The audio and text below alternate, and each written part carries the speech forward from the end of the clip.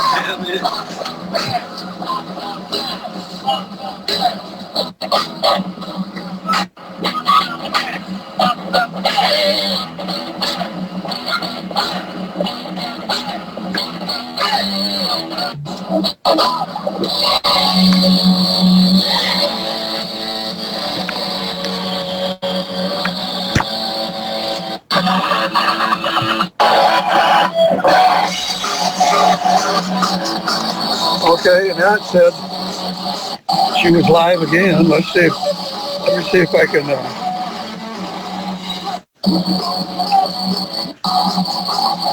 Let's try flipping this. That's the same video.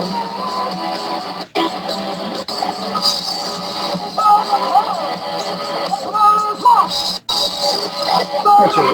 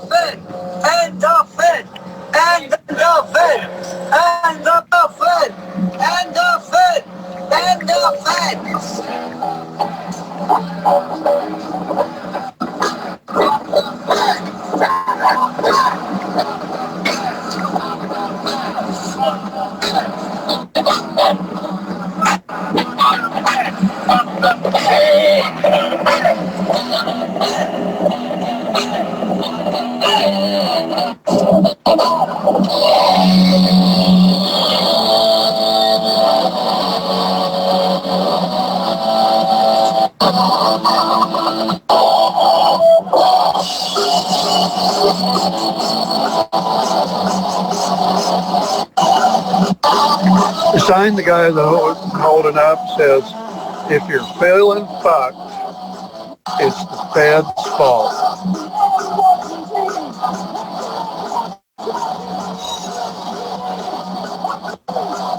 This is the 107th anniversary of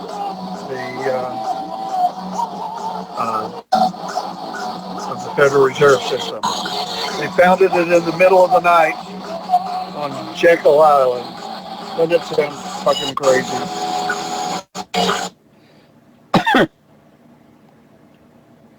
Unwilling enslavement to the Federal Reserve banking crisis. This happened in 1913, which ruled Wilson signed this bill into law on this day when Congress had no clue what the hell was happening. Got together under assumed names, came up with this plan, they created a bill, and they created two bills. They actually lobbied against it.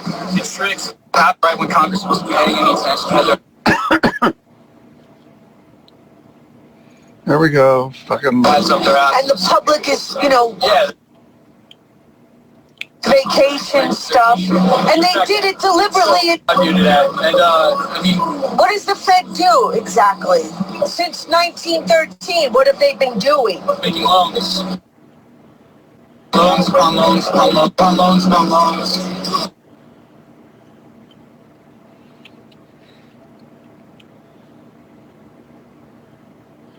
Loaning into the government and charging us taxpayers. They've been funding the programs that they want to fund. The Federal Reserve is how Wall Street pretends to be the federal government. And it's okay. So the Fed is exactly how Wall Street pretends to be the federal government. It's how Wall Street keeps the federal government in debt. Wall Street pretends to be. And it's treason. Republican Senator.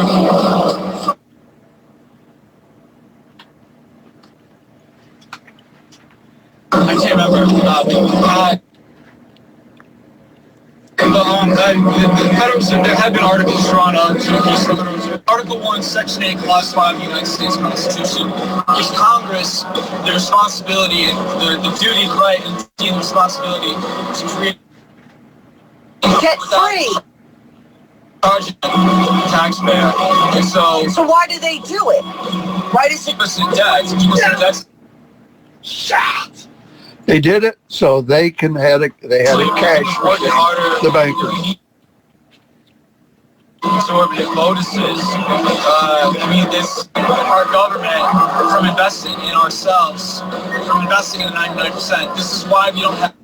This is Harrison Shields, one of the founders of Occupy Wall Street. This is why we don't have any kind of assistance or basic guaranteed income. Like our money itself. That's the Federal Reserve Building right behind it. Privatized when it should be a public employment defense act. You know this. And then the under the Treasury, like it's supposed to be according to the Constitution. And outlaws fractional reserve lending, which is how the bankers can fund armies of lawyers to make. I will be sharing this video live on my website, on my Facebook page. Any evil deed they want, Shit. Spend money into existence. The NYFed does. The NYFed spends money directly on the 99% for universal housing, universal health care, etc. So it's not just the Fed and banking, right? It's also health care. Like everything has been turned into for public good. And for privatization of everything in our society. Yeah, I'll have this on my Facebook started page. With the privatization of our money. Go to my Twitter account and find my Facebook page. William George 41. If we want to take all one word, William George. That's and the number 41. Pass the NYFed. The best person to talk to is actually right behind me. It's Sue Peters over here. Sue, do you want to say something? Yeah. I found out about the NYFed from Occupy Wall Street. Sue Peters had actually distributed flyers down throughout Occupy. I found one, and it took me a little while to get into my thick skull, but here I am. Yeah, we were always having. We had like money, and we called them Bernanke bucks. Sue is the director of the Alliance of Just Money. I'm not. She's. Oh well. She's my lead. She's one of the founders of Alliance for Money. So this is 107 years this is going on. Yeah. I wish you could see her, but I see that it's blacked out. And, there we go. Really, in terms of the whole country, really began with the Bank of England in 1694. What is the government getting out of it? Like I don't. Peanuts. Like that's what I'm. Credited.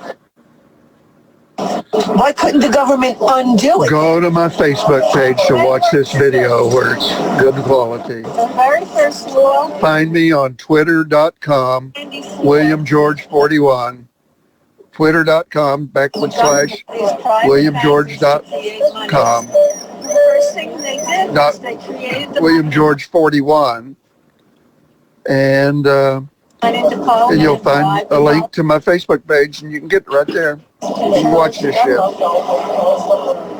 So the government didn't have to give them control of the money, though. No. It doesn't have to right now either. No. So It ended like that. Our Congress creates the money. They should. right, the Treasury is supposed to do it. Well, the Congress does it, and the Treasury executes their orders, their laws. Yep, and most people don't know it. I mean, because they call it the federal. It's just Wall Street. The money is literally created and perpetuated out of debt. Out of what? Debt. Yes, out of private creation of loans to individuals, corporations.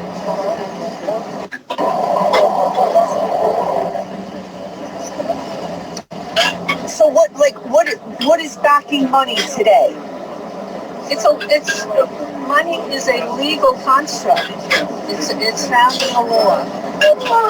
It should be like backed by something good or just or healthy. I mean, and today it's what? Backed by war, oil, poppy. Yeah. It's backed by a federal law called the Federal Reserve Law. That's what the NYFed will change that. And Dennis Kucinich started it, right? He was helped by the American Monetary Institute, especially by that gentleman, Stephen Zarlenga, who wrote that book, The Law, Science, and Money, and by many people who helped them get it through Congress into a congressional committee where it stayed. We got to get it out of the congressional committee and out into the public. Yep. I mean, I don't know how much worse things can get if they want to roll And that's out how come the mandatory Resistance vaccines, but Company has a song, Burn It This Down. pandemic is the largest transfer of money in the history of the world, and it's a great plan to do that. Yeah. I mean, I wish people would stop referring to money as wealth and stop calling millionaires and billionaires, millionaires and billionaires, because it's literally completely not accurate. And I write that comment like all the time if I ever hear like Bernie Sanders and anybody they do it all the time. People do it all the time. And so I'm if people just knew that money was completely illegitimate, I mean, these people, they're not genuine, legitimate millionaires and billionaires because the whole system is rigged. I mean, I don't see how people could possibly think of money as being real wealth when it's clearly at the expense of what's real, of nature. We can create money as real wealth, and that is wealth with the NEED Act. Natural law. We create money as an asset, not as a debt. People, justice, truth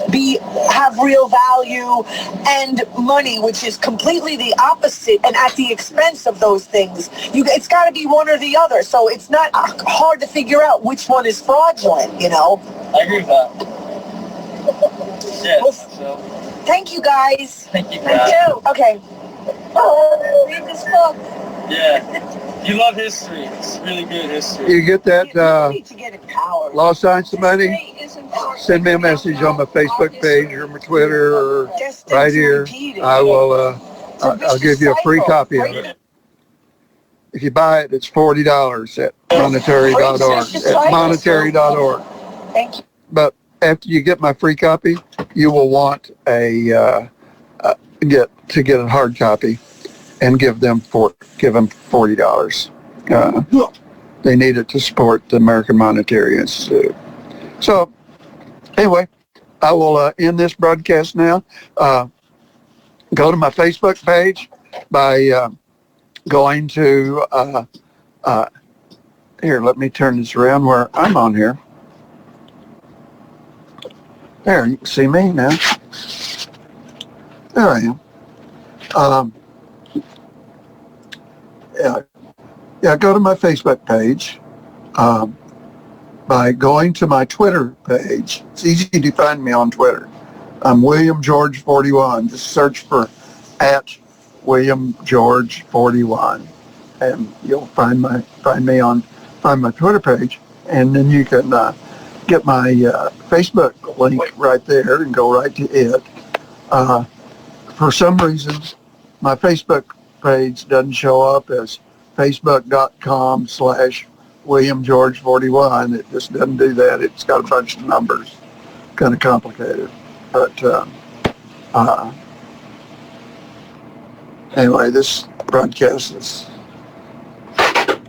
not doing real good. But anyway, I'll give you a copy of that book. And then after you take a look at it and you become really interested in monetary reform, you will want to purchase the copy from monetary.org, monetary.org. And we got, this is the end of my broadcast today. We were at the Federal Reserve Building, filling it with rock and hip-hop music straight from to us on the slave ships from West Africa. And that's us. Let's pull myself away here. For some reason, I'm freezing up. So anyway, I will talk to you again soon when we have a good signal. I'll be back tomorrow. Bye now.